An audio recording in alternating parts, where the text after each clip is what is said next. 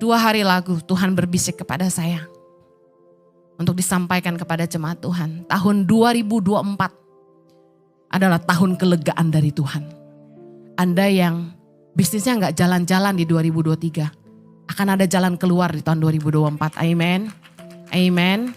Anda yang mungkin sesak, letih, lesu, berbeban berat, Tuhan akan memberikan kelegaan tahun ini. Amin.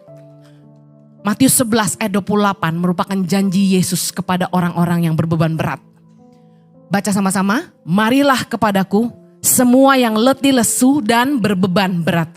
Aku akan memberi kelegaan kepadamu.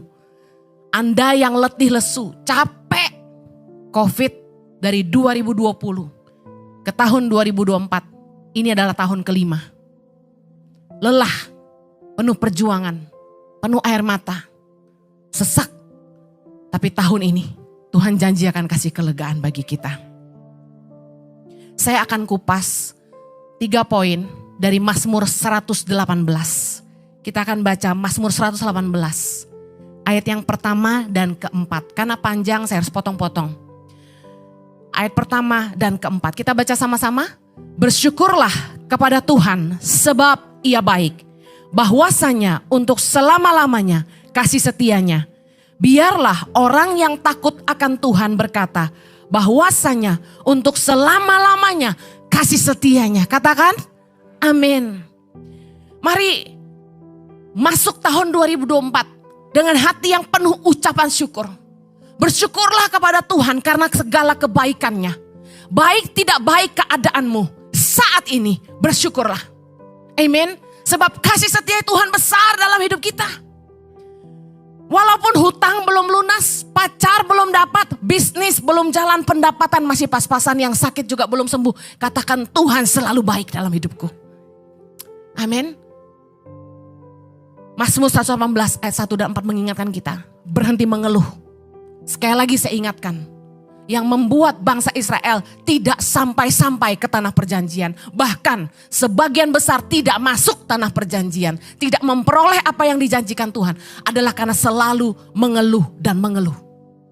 Tuhan tidak suka dengan jemaat yang selalu bersungut-sungut, tidak tahu ngucap syukur.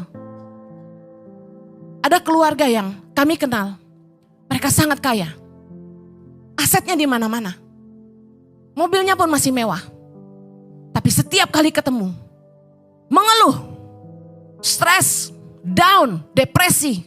Karena apa? Bisnisnya tidak jalan. Saya bingung. Dia masih hidup mewah. Kalau memang bisnis tidak jalan, coba periksa. Apakah ada cara-cara yang salah di masa yang lalu? Sampai sehingga bisnisnya tidak bisa jalan. Yang kedua, berdoalah untuk kehendak Tuhan. Karena gini, kalau orang tuh hidup dengan iman, kita percaya kalau tidak ada jalan berarti bukan kehendak Tuhan, amin. Berdoa dan minta, Tuhan apa yang harus saya kerjakan. Yang ketiga, sadari penyertaan Tuhan masih luar biasa. Jual aja 1 tanahnya buat dia hidup. Setahun dah habis, amin. Makan masih di restoran, anak masih bisa sekolah di luar negeri. Tidak boleh mengeluh. Saya harus ngomong tegas ini kepada jemaat Tuhan, karena bukan 1, 10 orang yang saya temui, keadaannya sama. Mengeluh, bisnis gak jalan Bu Heni. Gak tahu mau usaha apa Bu Heni. Lesu Bu Heni, bla bla bla bla. Padahal saya lihat betapa hidupnya jauh lebih beruntung daripada orang-orang yang tangan pengharapan bantu. Mereka yang sampai harus ditendang keluar dari kos-kosan, dari kontrakan karena gak sanggup bayar sewa. Mereka terpaksa tarik tenda di pinggir rel kereta. Dan mereka kami kontrakan rumah. Kami bantu dengan 3 bulan kos. Kami kasih uang dari peduli sesama dan kami kasih makan. Dan kami suruh mereka kerja untuk memulai hidup lagi. Makanya kita kasih modal gerobak sampah. Kita kasih modal gerobak untuk jualan kopi keliling dan lain sebagainya.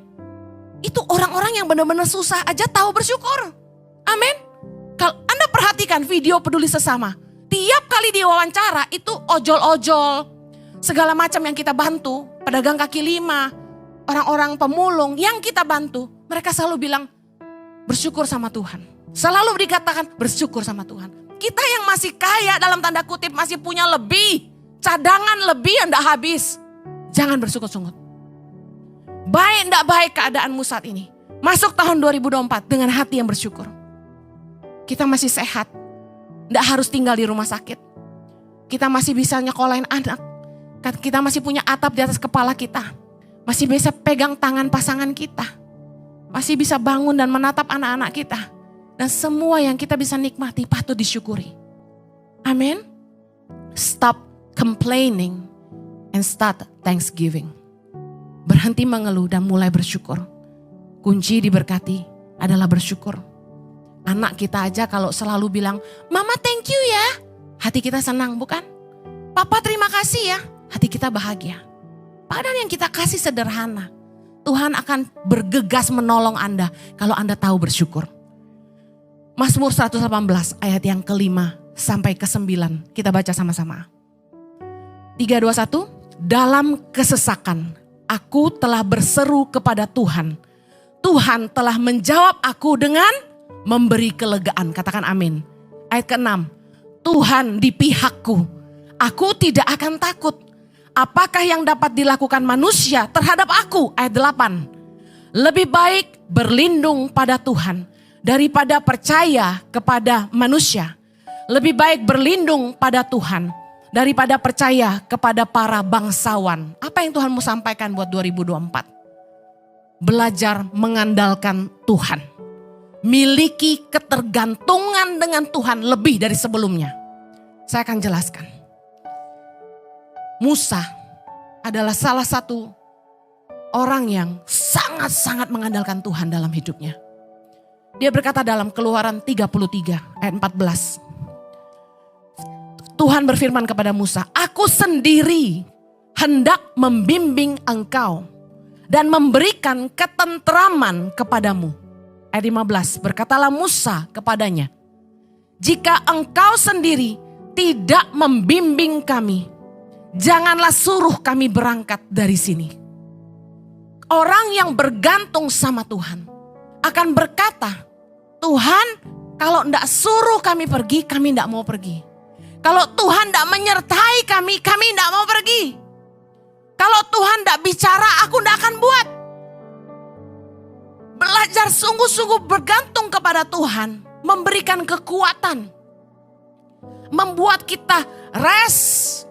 Dikatakan, aku sendiri hendak membimbing engkau dan memberikan ketentraman kepadamu.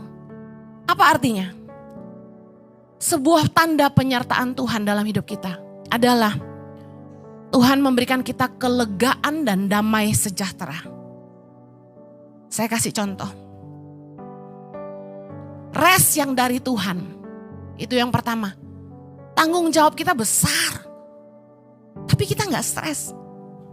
Hidup kita bahagia, kita bisa nikmati. Anda lihat wajah saya, wajah orang stres? No? Wajah Pak Jojo, wajah orang stres? Apalagi Pak Jojo, lebih bahagia dari saya. Ya kan? Padahal tanggung jawab kami besar gak? Kami punya anak kembar ICI dan YTP. Impact Community Indonesia dan Yayasan Tangan Pengharapan. Tangan Pengharapan saat ini memberi makan dan pendidikan untuk anak-anak pedalaman di seluruh Indonesia ada 7.500. Di 100 titik dan terus bertambah. Setiap bulan guru-guru kami cari tempat baru untuk ditolong.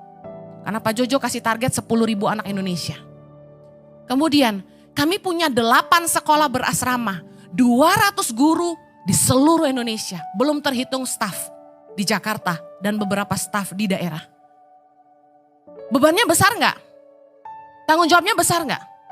Kami punya pelayanan pemberdayaan masyarakat yang melatih petani-petani miskin supaya bisa bangkit berdiri. Kami melatih masyarakat dalam berbagai keterampilan. Di Peduli Sesama, Anda tonton banyak sekali kesaksian bagaimana kami memberikan bantuan modal usaha bagi masyarakat tidak mampu. Punya pelayanan yang sebesar itu, belum lagi mobile klinik di Timor, NTT. Kami masuk ke pelosok-pelosok yang sulit dijangkau untuk memberikan pengobatan gratis. 1 bulan bisa 500 sampai 1.000 pasien kami layani gratis cuma-cuma. Kalau sampai ada yang sakit dan harus masuk rumah sakit kami tolong. Dan betapa besar biaya yang dibutuhkan setiap bulan oleh Tangan Pengharapan. Harusnya kami stres.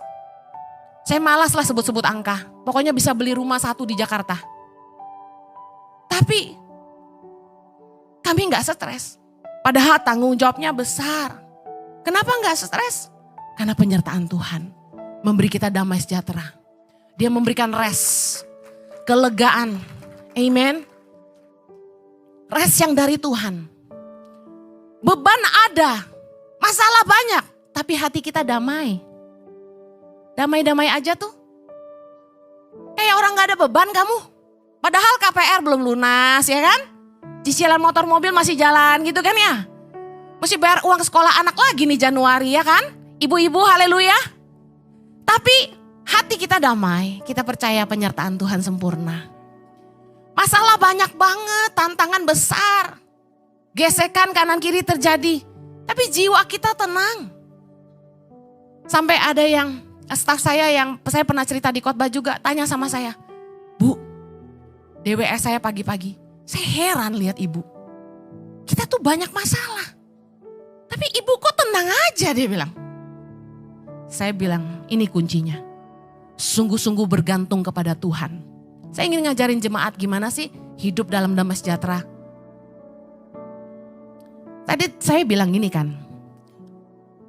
kalau Tuhan gak bukain jalan, kita harus percaya ya itu bukan kehendak Tuhan. Jangan paksa. Yang bikin kita stres, kita maksa keinginan sendiri. Kita mau seperti yang kita mau. Pada jalan Tuhan bukan jalan kita. Amin. Kadang-kadang kita ini mau jadi Tuhan dalam hidup kita. Kita atur, kita desain. Padahal kita ikut aja desainnya Tuhan. Saya kalau lakukan sesuatu, saya selalu mulai dengan doa. Tuhan, saya harus ke kanan atau ke kiri? Boleh gak saya buat ini? Seperti waktu mau memulai gereja ini. Robin Yani, Rike Leni, Henry Lovania. Zoom sama kami. Waktu kami lagi pelayanan di Australia. Tahun 2020 Juni. Ci, Henry Lo dengan bahasa Betawinya. Lu mau buka gereja gak sih? Atau lu mau fokus gereja online aja? Saya bilang gereja online aja. Karena itu yang Tuhan taruh di hati saya.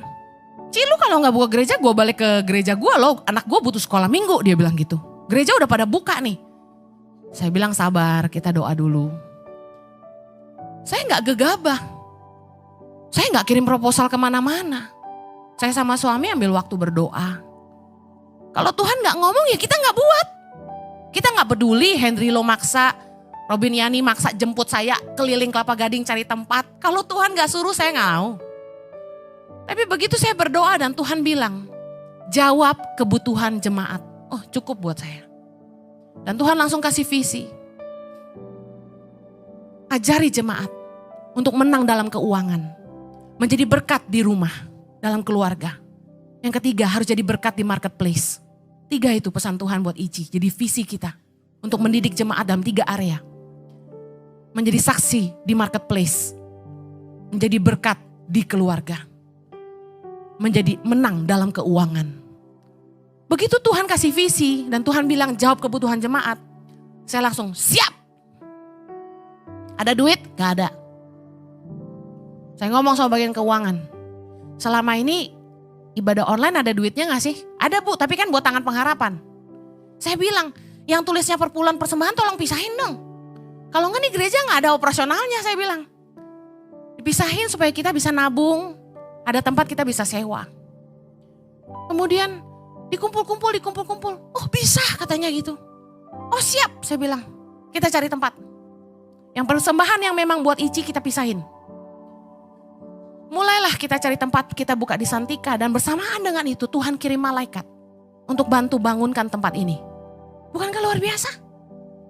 Bulan Oktober kita injak. Dalam waktu yang begitu cepat. Dan saya percaya kalau Tuhan yang suruh dia buka jalan. Kita gak perlu jual rumah, gadai diri, gak usah. Kirim proposal gak tahu malu, ngemis-ngemis, gak usah. Firman Tuhan berkata kita dipanggil jadi berkat. Harusnya tangan kita begini, bukan begini. Yuk coba lihat kanan kirimu, berkati istrimu, berkati suamimu. Berkati. Jangan gini terus, malu. Gini tuh sama Tuhan. Kalau kita berdoa, kita angkat tangan ke atas, kita minta sama Tuhan. Jangan pernah minta sama manusia. Bikin malu Tuhan. Makanya prinsip saya dari dulu. Kalau Tuhan suruh, saya jalan. Tuhan gak suruh, saya gak kerja. Itu kebergantungan sama Tuhan. Makanya saya hidup dalam damai sejahtera. Kalau sampai ada masalah pun, sikap hati saya seperti apa? Ya Tuhan izinkan terjadi, gitu aja. Kenapa ada masalah? Saya selalu katakan ini. Kalau ada masalah, cek 3 hal. Yang pertama, apakah kesalahan kita? Contoh kolesterol, asam urat, darah tinggi. Lu jangan nyalain Tuhan. Tuhan izinin gue punya penyakit. Kagak, lu yang rakus kan gitu. Benar gak? Kalau ada masalah, ada penyakit, jangan cepet-cepet. Ini salah Tuhan izinkan. Enggak ada begitu. Salah dewe. Cek. Kesalahan kita enggak? Yang kedua, cobaan dari si jahat gak? Karena firman Tuhan berkata dalam Yakobus, Tuhan gak pernah mencobai seorang pun. Cobaan itu datang dari si jahat. Jadi kalau ada pencobaan dari si jahat, apa yang kita lakukan? Yesus memberi teladan, pencobaan di padang gurun, lawan dengan firman Tuhan. Kita harus lakukan firman Tuhan. Lakukan firman Tuhan, kita akan menang. Apapun pencobaan itu. Yang ketiga, kalau sampai itu ujian dari Tuhan. Firman Tuhan berkata, 1 Korintus 10:13, bahwa Tuhan itu setia, dia akan kasih jalan keluar. Tuhan gak akan kasih ujian melampaui kekuatan kita. Kita pasti sanggup menanggungnya. Ya udah lewatin aja. Belajar seperti Daud. Di padang gurun, dia waktu dia sedang mengangon kawanan domba-dombanya, dia melawan singa dan beruang. Kok Tuhan gak tolong malaikat panah-panah itu, beruang dan singa-singa biar mati? Enggak. We have to fight our battles. Ada pertempuran-pertempuran yang harus kita lewati, ada perjuangan-perjuangan yang harus kita alami supaya kita melihat tangan Tuhan menyertai. Amen. Bersama dengan Tuhan kita lakukan hal-hal yang gagah perkasa. Semua itu gak diperoleh hanya dengan duduk santai-santai, tapi lewat masalah. Waktu kita ngadapin, kita difitnah orang. Saya baru dengar cerita dari teman hamba Tuhan. Serangan-serangan yang diterima oleh hamba-hamba Tuhan dari rekan-rekan sepelayanan, dari akun-akun sosial media yang followernya besar tapi selalu menjatuhkan, itu mengguncang jiwa banyak pendeta. Bagus kalau misalnya mereka jadi bertobat dan belajar. Tapi ada yang jadi stres. Saya pernah ngalamin kan, di YouTube tiba-tiba diserang begitu banyak pendeta. Semua masukin khotbah saya, semua masukin muka saya. Saya salah kasih judul khotbah, saya disiksa habis-habisan di sosial media. Wah, saya stresnya minta ampun, saya kasih tahu. Anda bisa bilang jangan dengerin omongan orang, gak gampang. Anda berdiri di mana saya berdiri hari ini, banyak yang gak suka sama saya. Dan banyak yang ingin menjatuhkan saya, itu gak mudah. Disebarkan gosip lah, Bu Heni itu lari dari Australia karena banyak utang. Bayangin, yang kasih tahu saya bukan satu. Ternyata mereka semua dengar, mereka diam, mereka simpan di hati. Itu asumsi. Harusnya tanya aja. Masa orang lari dari hutang berani naik ke YouTube? Dicari orang lah gua. Sampai saya waktu pelayanan ke Australia saya bilang, siapa yang nyebarin saya banyak hutang di sini, ketemu saya. Saya bayar, hutang berapa? Karena gak mudah tekanan-tekanan itu, dan tapi saya tahu saya harus hadapi itu. Di saat saya sedang down luar biasa, gak ada yang saya bisa andalkan kecuali Tuhan. Oh, Bu Heni kan punya mentor. Aduh, dengar omongan dia waktu itu, saya tanya, kok gimana kayak gini? Aduh, malah jadi tambah pusing saya. Dari situ saya tahu gak boleh ngandelin manusia. Kalau kita ada masalah, nomor 1 lari sama Tuhan dulu. Jangan andalin pendeta, jangan andalin manusia, jangan andalin teman. Makanya firman Tuhan berkata, lebih baik berlindung pada Tuhan daripada percaya kepada teman. Lihat firman Tuhan. Mazmur 118 ayat 8. Lebih baik berlindung pada Tuhan daripada percaya kepada manusia. Artinya apa? Ada masalah itu jangan larinya ke orang. Either Anda tambah pusing, Anda keblinger. Dan dia belum tentu mengerti keadaanmu. Dan belum tentu dia peduli sama kamu. Dan belum tentu nasihatnya yang kamu butuh. Lari sama Tuhan nomor 1. Saya kalau pusing banyak masalah saya diam. Saya lari ke Tuhan dulu. Percuma cerita sama siapapun, cerita sama suami malah dimarahin. Cerita sama orang kepo. Semua orang pengen tahu masalah saya. Tapi saya gak mau. Saya ada apapun saya lari ke Tuhan. Saya gak percaya sama orang. Sorry. Best friend sekalipun. Saya gak percaya. My 100% trust is in God. Saya cuma percaya sama Tuhan. Firman Tuhan berkata, lebih baik berlindung pada Tuhan daripada percaya kepada para bangsawan. Jangan ngandalin orang kaya. Jangan ngandalin pejabat. Anda akan kecewa. Andalkan Tuhan. Sumber kekuatan, sumber segalanya. Ada problem-problem di hidup kita yang memang kita harus menang. Kita harus hadapi bersama dengan Tuhan. Disitulah iman kita akan bertumbuh. Kita dilatih melakukan firman. Kita dilatih untuk belajar bergantung sama Tuhan. Dan lihat, Tuhan berjanji, my presence will go with you. Hadiratku akan menyertai engkau. And I will give you rest. Dan aku akan memberi engkau istirahat, damai, sejahtera, kelegaan. Masalah banyak tapi jiwa kita tenang. Problem ada tapi kita penuh damai sejahtera. Hidup kita banyak beban tapi kita gak berat. Kita gak penuh dengan masalah. Kita enjoy aja, kita percaya sama Tuhan. Mari sungguh-sungguh bergantung kepada Tuhan. Amen.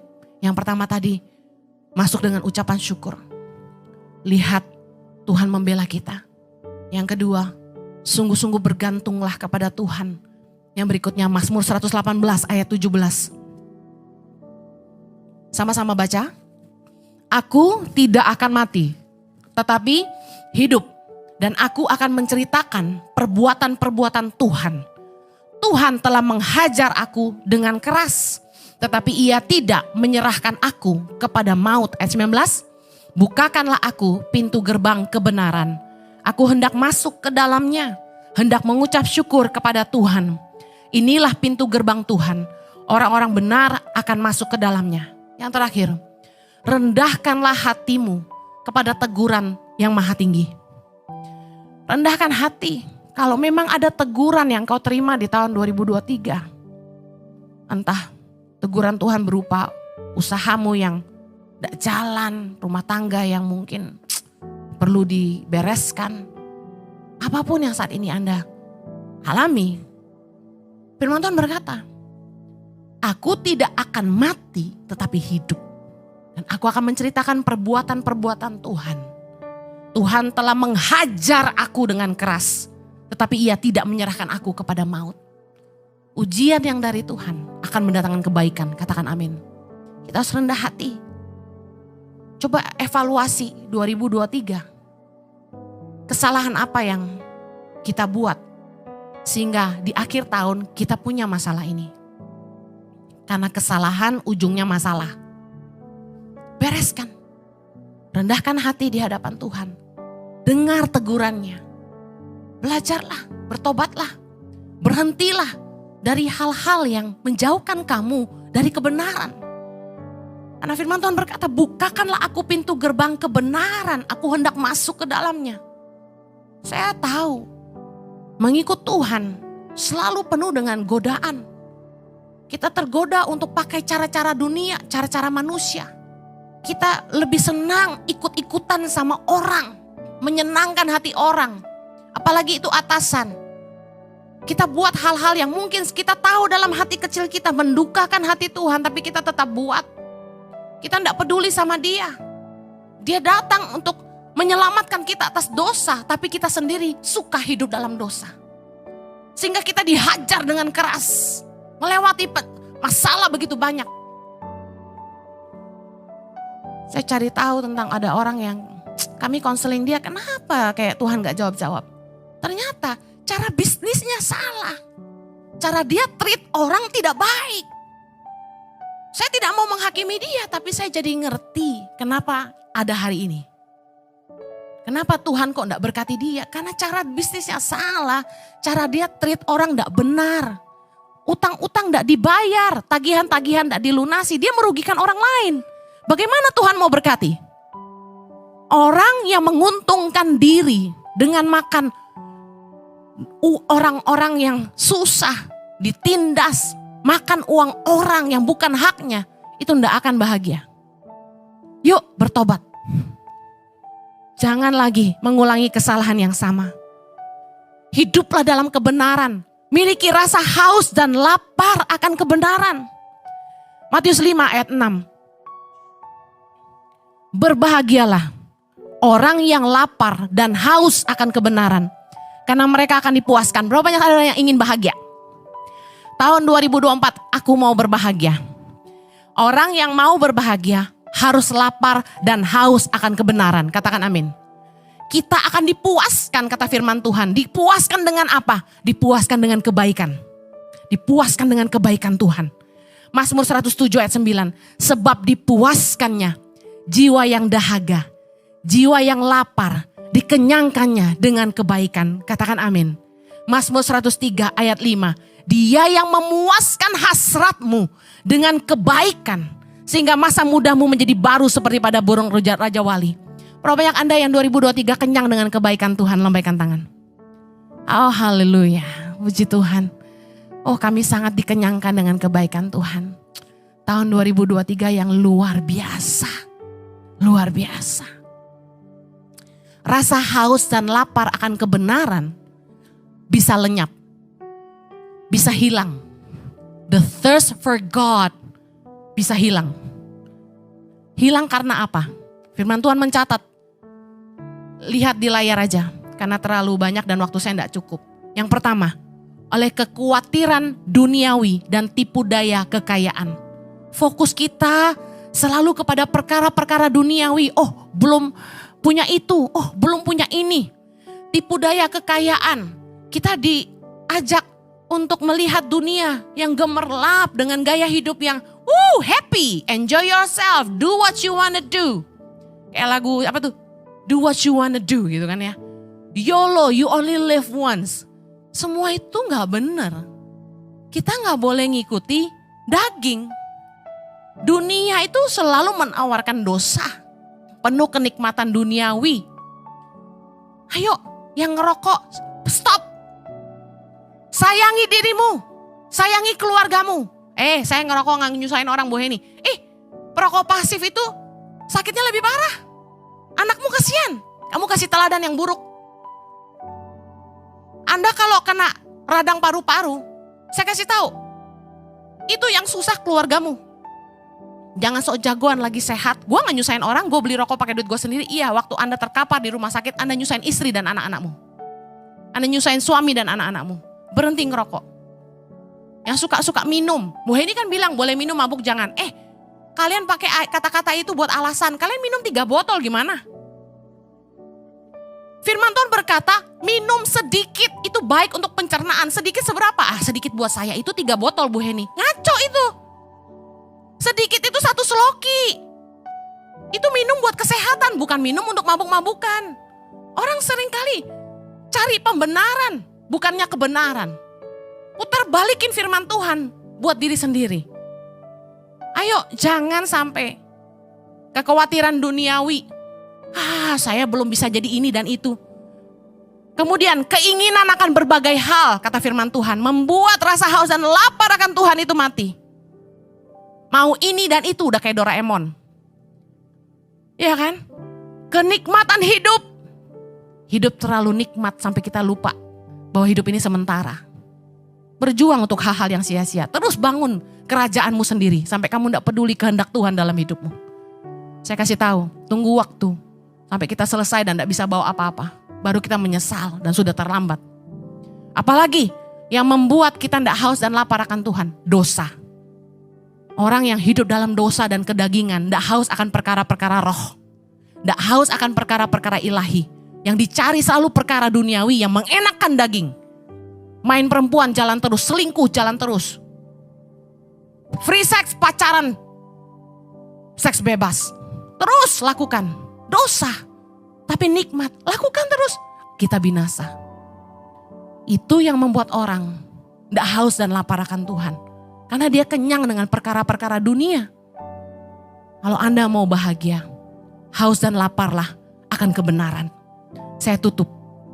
tahun kelegaan dari Tuhan. Mazmur 118 ayat 25 dan 26. Baca sama-sama. Ya Tuhan, berilah kiranya keselamatan. Ya Tuhan, berilah kiranya kemujuran. Katakan amin. Ayat 26. Diberkatilah dia yang datang dalam nama Tuhan. Kami memberkati kamu dari dalam rumah Tuhan. Ini jadi doa saya bagi Anda pagi ini. Kiranya keselamatan yang dari Tuhan dan kemujuran dari Tuhan menyertai hidup Anda sepanjang tahun 2024. Kami memberkati Anda dari rumah Tuhan. Kami percaya pulang dari tempat ini, Anda akan disertai Tuhan dalam berbagai anugerahnya. Jangan lupa firman Tuhan. Yang pertama, masuki tahun ini dengan ucapan syukur. Keadaanmu baik tidak baik, selalu bersyukur. Katakan aku harus bersyukur. Yang kedua, miliki kebergantungan dengan Tuhan. Sungguh-sungguh ngandalin dia. Katakan aku harus mengandalkan Tuhan. Yang ketiga, miliki rasa haus dan lapar akan kebenaran. Katakan aku harus haus dan lapar akan kebenaran. Anda yang ditegur Tuhan 2023, mari rendahkan hatimu dan berbalik kepada Tuhan. Mari kita berdoa.